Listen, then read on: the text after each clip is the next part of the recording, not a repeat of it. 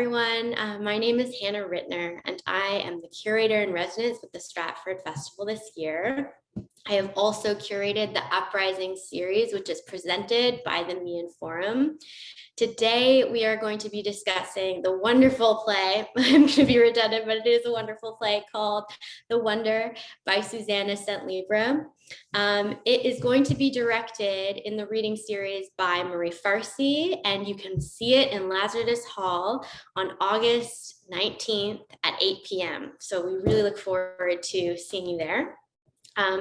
I love this play so much. It was written in the 18th century, and it is hilarious and really focuses on these two women, Violante and Isabella, as they navigate the restrictions that are being put on them by the men in their society at the time. But it is written with such lightness and also such a reverence. And I am so thrilled to be discussing this particular work with Roberta Barker, who is going to be joining us. Roberta is an associate professor at Dalhousie University in Halifax, Nova Scotia. She is the author of Early Modern Tragedy, Gender and Performance, 1984 to 2000, The Destined Livery, and has edited Thomas Middleton's Women Beware Women for the Routledge Anthology of Early Modern Drama. Her book, Symptoms of the Self, Tuberculosis and the Transmission of the Modern Stage, is under contract with the University of Iowa Press. She is also a practicing director of theater and opera and the librettist for a new opera by composer Tawny Olson about Hildegard von Bingen and Eleanor of Aquitaine, Sanctuary in Storm, which is supported by funding from Opera America and the Canada Council of the Arts. Welcome, Roberta. It's so wonderful to be speaking to you about this play today. Great to speak to you about it, Hannah, and delighted to be here. Thanks for the invitation. Oh my God, it is absolutely my pleasure. So many people don't know about the playwright, Susanna Centlivre. So I feel like it would first be really wonderful for us, before even talking about the story of The Wonder, to really give people some ideas about who Susanna was and how she came to be a playwright in the context of, the early 18th century to the first quarter of it. So I would love to hear your thoughts on how that came to be. Well, I think one of the things that's fascinating about Susanna Centlivre is that she was tremendously successful and tremendously famous, not only in her own time, but for, more than a century afterwards. She was one of the most performed, most well-known of all English playwrights. And in fact, there was a period in which it was said that she was the second most performed playwright in the English-speaking world after Shakespeare. So it's kind of incredible to think that we now often know so little about her, and indeed that there is a great deal of mystery about where she came from, how she came to be involved in the theater. From her own time, what we have is many, many different stories about her childhood, about where she came from, many of which depict her as a young woman of the lower middle class, not coming from a kind of posh background, and often depict her as coming from different kinds of adversity. So we have stories, for example,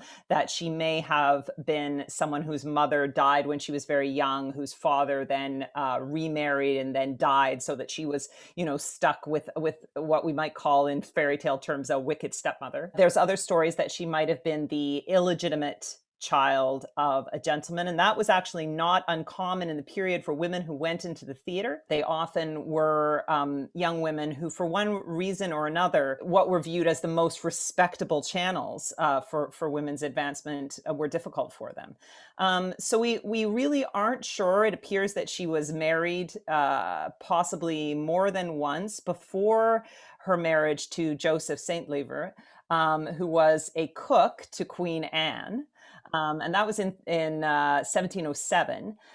So she was already a very successful and prolific author by then. in a number of genres, including the theater. I think one of the strongest theories about where that may have come from is that she may have started out as an actor. She may have begun her career as an actress on the stage. One of the stories told about her is that she specialized in playing breeches roles, so either women playing men or playing women characters who dressed up in men's clothes. Extremely popular in this period. There's even a tale told about her that she gained a great deal of her education by being kind of quasi-adopted by a young university student, a sort of posh young university student, Anthony Hammond, and that she kind of passed herself off as a young man at university for a number of months before being discovered, so to speak. So there's obviously a great deal of legend around her, but I think all of these legends coalesce around the sense that she is a woman of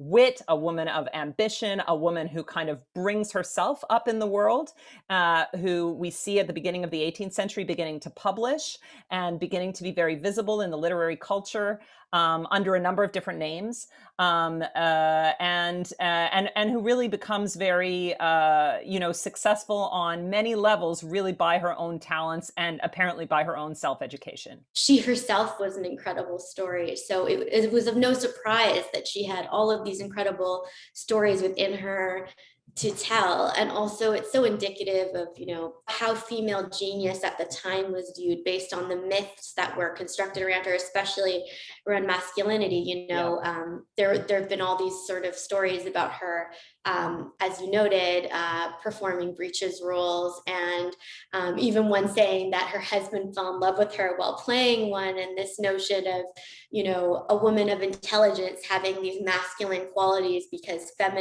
being feminine inherently couldn't fully take possession over the genius, which is in itself a fascinating thing. As you said, it was not just a blip of commercial success. It was performed many years posthumously, after she had passed away. And, in your mind, why do you feel like her work was able to rise to the top in that way?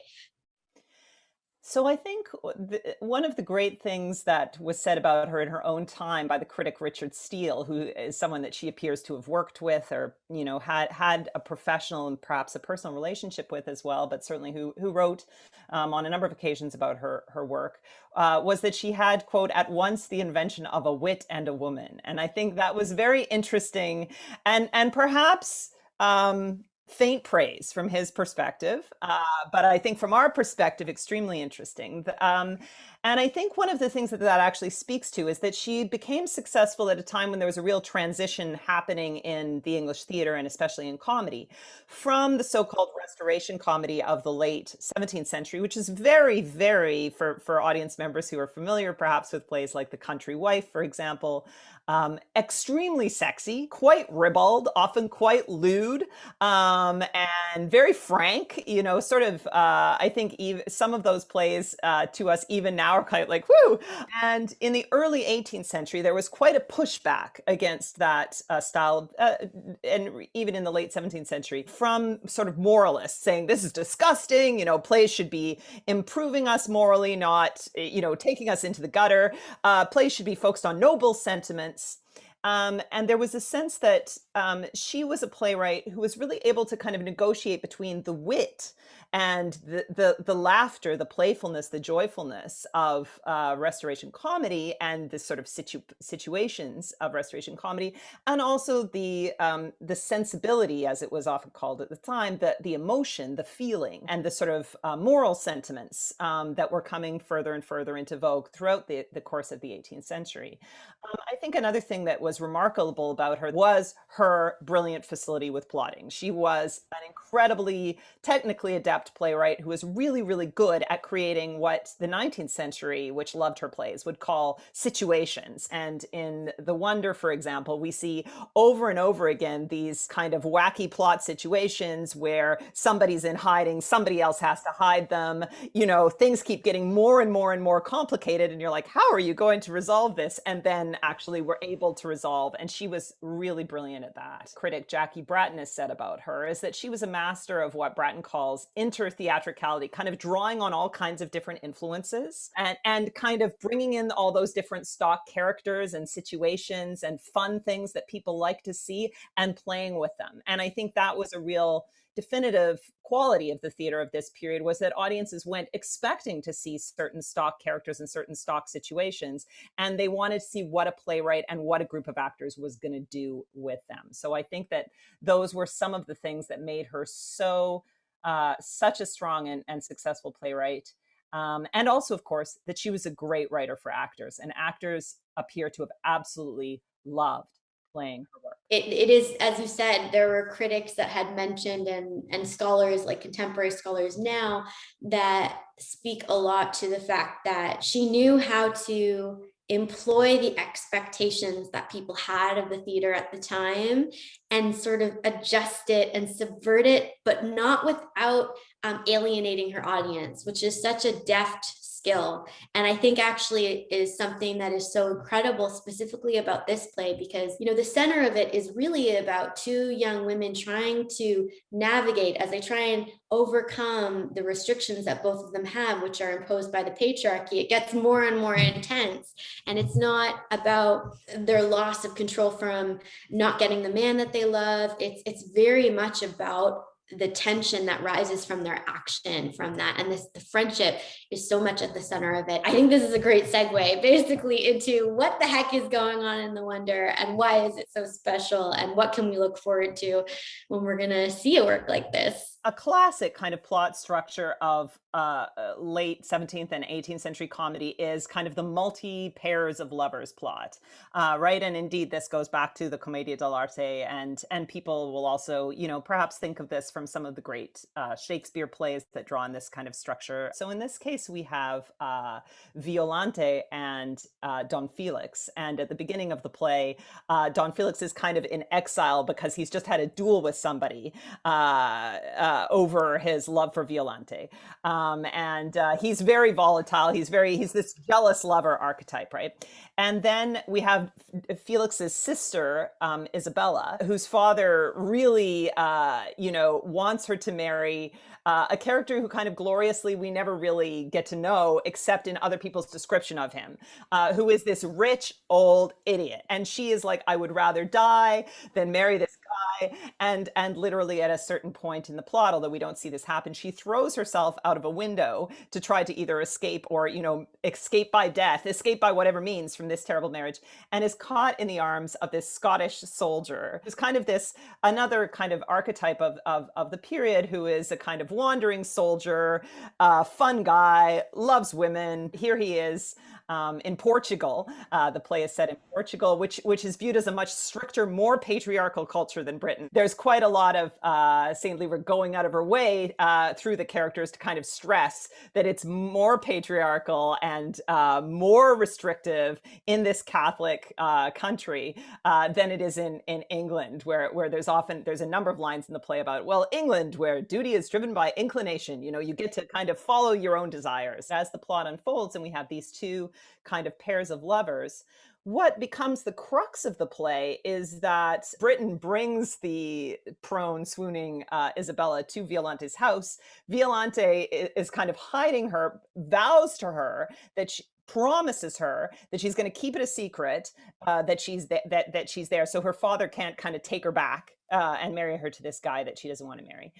Promises her she's not going to tell her brother Felix about it if Felix turns up, and then ends up in all kinds of these terrible situations with Felix, who is super jealous and is convinced that she must be hiding another lover, with her own father, who is about to try to put her in a convent so that he can benefit from her money, from also Isabella's father, who is sort of looking for her all over the place.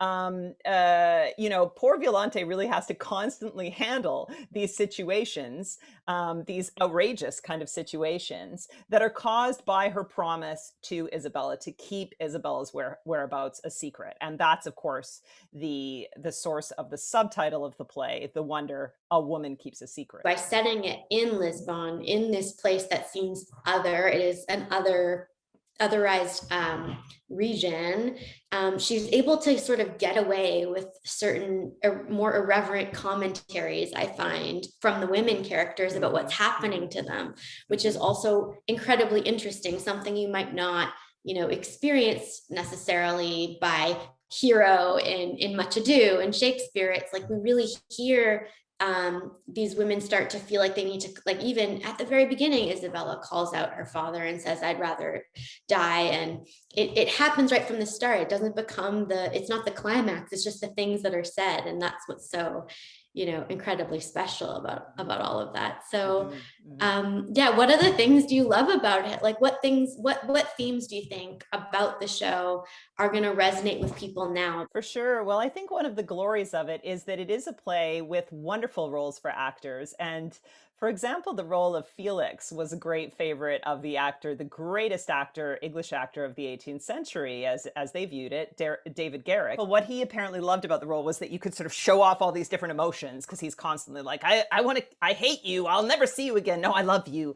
I'm going to kill that guy, etc. There is a kind of playfulness about how a lot of the leading men in the play are treated compared to a lot of other plays of this period. And that there's even a kind of bumbling, like perhaps lovably bumbling, but quite bumbling quality about the men compared to the women, who in general are very smart, quite in control, and very firmly focused on their own desires, and their sort of sense of this is what I want, and also their sense of morality and their sense of ethics, and their sense of kind of duty to each other, as well as their duty to the men that they love. They're pretty willing to, do what they need to do to end up where they want to be. There's a wonderful passage in the play towards the end where, in a scene between Felix and Violante, where he kind of, in a very classic romantic hero way, is like, oh, it's all your fault, your beauty tempted me and messed with me, and what can I do? And she's like, have you not fallen at my feet, implored my favor and forgiveness?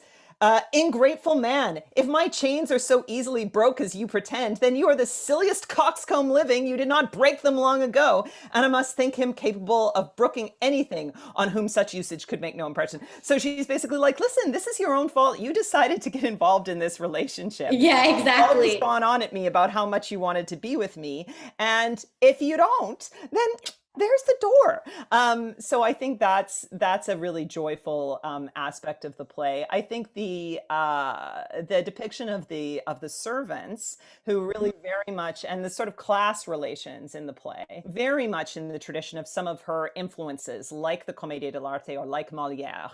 There is this sense that often the servants have quite a driving role in the plot, are very kind of standing up in some cases against their masters or mistresses, and are kind of doing what works for them. And I think that's really enjoyable. There's a lot of great comedy that comes out of that. And I would say another thing that I really like right towards the very end of the play, almost as one of the sort of, we might say, morals or thesis statements of the play. There's one of the characters declares, every man's happiness exists in choosing for himself. And I think that's we might also say every woman's happiness exists in choosing for herself. And it's a play that really celebrates agency. It's profoundly, for all of its characters, actually, of all classes and genders, it's a play about not being passive. There's no wasted character. Every character is part of its own reveal and its own contribution to the domino effect of the drama. There's been some really interesting things that I looked into also about how, Susanna herself was, I guess, a Whig supporter, right? At the time, I think the United Kingdom had just kind of unified in the early 18th century, and how, like, her own politics of unification and freedom sort of, why can't this apply to women too? Like, why can't women have a piece of this as well? I would love to also discuss, because it seems like you are aware of it, and I feel like happy to sort of engage in it too, is a little bit about, her influences. I think Molière was an author that she had encountered. She's got over 20 works that we could program. That's over 20 years of programming that could be done in complement or replacement of some of these, male authors like Vanbrugh, Molière, like, because she's such an irreverent comedian herself. So I'd be curious about, what kind of influences you think she was drawing upon creatively to make her work the way it was. Well, I think just drawing on what you've just said, Hannah, one thing I would really want to stress is that you can see that she's part of a tradition of women's writing. One, of course, is probably the most famous of Restoration female playwrights, Aphra Behn. Yes. And we know that when St. Lever started publishing, one of the series of things she published, she signed with the name Astrea, Yes, I which was a remember this. name, yeah, Yeah, that yeah, was yeah. associated. It was a name under which Ben had also published. And I think folks who, for example, might know Ben's most famous play, The Rover, will recognize again some of the plot structures, some of the situations, some of the especially the women's relationships, this sort of focus on alliances between women that happen in The Rover, that I think Saint Lever is also drawing on in this play, perhaps more than many of her other plays. But another one I would mention is, and this is actually, I was just talking to a colleague the other day who was commenting on how so many of the Commedia dell'arte masks, for example, that have survived, and the stock characters that we tend to be very familiar with in the West today, are the male characters. In the 16th and 17th centuries, some of the most famous authors as well as actors associated with the commedia were women, like Isabella Andreini, the great commedia actress and player of roles of innamorate, or women in love. And so I think that there's actually a long tradition there that St. Lever is drawing on, of plays that go back into the commedia of people like Andreini, who were writing for themselves, who were writing for their own performances, of plays that focus on women in love and women trying to get their own desires and trying to, boot their dad's butts, and say, like, I'm not going to let you tell me who to marry and who to love. And I think these are pretty direct influences on her that come from actually a tradition of women's performance and women's writing, or maybe even to put it a slightly better way, women-led performance, in which members of numerous genders were involved in these commedia performances, but led by performer writers who identified as women, who are celebrated as women, and who I think St. Lever kind of sees herself as belonging in that tradition. Women being ambitious, innovative, brilliant auteurs is not a new idea. This has been going on for hundreds of years. This isn't just, suddenly, Lena Dunham popped up and we got girls and we got auteurs. It's like auteur women have been doing it despite all the circumstances that have, happened around them. And it reminds me of one of the playwrights actually that is a 20th century playwright that I've included in this series, Alice Childress.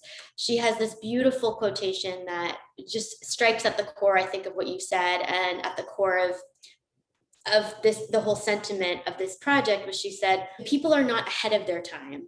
They are choked in their time. Again, it's not the whole thing of, wow, it's so new that women are brilliant and wanting to have a voice, wanting to have autonomy, wanting to have equality, wanting to just be seen as complicated human beings. They've always wanted this. It's just been the circumstances that have either gotten in the way or complicated things. And I just love that everything you're saying kind of wrapped that all up. And with all that to say, is there anything else you want to say before we end this wonderfully inspiring conversation? Well, and just tapping into exactly what you've just said, Hannah, I think the last thing that I would even want to stress is that sometimes we're a little smug about our time and kind of assume a kind of progress narrative in which we've gotten more and more feminist, and women's voices have come more and more to the fore. And I think that there's truths in that story, but also I think the story of Susanna St. Lever kind of underlines the fact that there were many, many moments in the history of theater, in the history of writing, where women were front and center and were recognized as such in their own time and for decades, and then were forgotten or were kind of excluded or occluded by later ways of telling the story of theater, or later ways of talking about what was valuable and what wasn't valuable in literature or in theater or in the arts. And so I think one of the things that's really important about a project like yours that is just, so exciting, is that it's helping us to also get to know those aspects of global histories of the arts, in which, as you say, women have always been important, female identified artists have always been crucial. And in some cases, it's actually some of the blind spots of our own era that need to be taken off to help us to see the past more clearly. What is the narrative we're telling ourselves, and who does that narrative serve and why? And, it's always re-examining that, always be in conversation with that, so that we may also have a more rich understanding of how things came to be. So, and this whole conversation has made me so excited to share this piece with an audience, and I'm so grateful that you came to speak with me about it. Everyone, this is Roberta Barker, and we have discussed The Wonder by Susan St. Livre, and we are going to be presenting it at Lazarus Hall as part of the Meighen Forum on August 19th at 8 p.m., and it'll be directed by Marie Farsi, and I would be so overjoyed to see you there. Roberta, it has been such a pleasure, and I thank you so much for this incredibly informative discussion. My pleasure, Hannah. Joy to get to talk to you about it. Thanks.